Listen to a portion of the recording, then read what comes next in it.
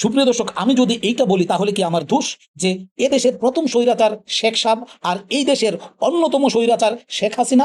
প্রিয় দর্শক, ক্ষোভের কথা হচ্ছে, আক্ষেপের কথা বা দুঃখের কথা হচ্ছে, সাতবাগান, বিটি বাগান বা ফুটবল অ্যানালাইসিসের মতো চ্যানেলগুলিতে ভিডিও দিলে সেখানে কোনো সমালোচনা আসে না, কেবল সমালোচনা শুরু হয় রাজনৈতিক ভিডিও দিলে। এই রাজনৈতিক ভিডিওগুলিতে যারা আমার সমালোচনা করেন তাদেরকে আমি বিনয়ের সাথে বলবো, ইতিহাস জেনে সমালোচনা করবেন। যদি ইতিহাস না জানেন তাহলে দয়া করে সময় নিয়ে আমার ইনবক্সে চলে আসেন, আপনাকে আমি ইতিহাস শিখিয়ে দেব। কেন আমি এই কথাগুলি বলি? অনর্থক কারো সমালোচনা করবেন না।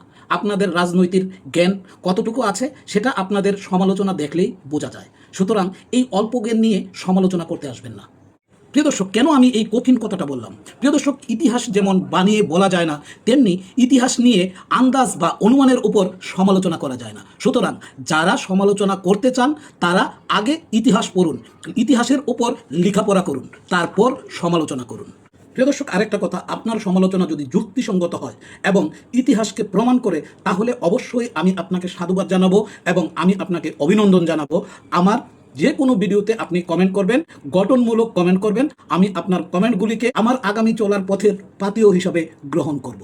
সুপ্রিয় দর্শক, আমি যদি এইটা বলি তাহলে কি আমার দোষ যে এদেশের প্রথম স্বৈরাচার শেখ সাহেব আর এই দেশের অন্যতম স্বৈরাচার শেখ হাসিনা? আমি ব্যক্তিগতভাবে হাসিনা এবং মুজিব দুইজনের রাজনৈতিক আদর্শকে পছন্দ করি না, এটা আমার গণতান্ত্রিক অধিকার। কেন অপছন্দ?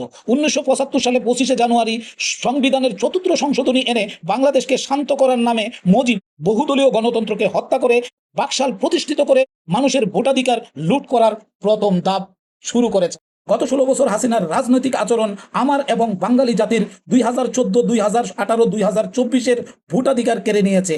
গুম, খুন, মামলা, হামলা সহ আধিপত্যবাদ প্রতিষ্ঠায় উনি বাংলাদেশে আরেকটা বাকশাল তৈরি করেছিলেন। 2009-এ বিডিআর হত্যাকাণ্ড, 2005-এ শাপলা চত্বর গণহত্যা এবং 2024-এ ছাত্র জনতার গণহত্যা তার হাত ধরেই প্রতিষ্ঠিত হয়েছিল।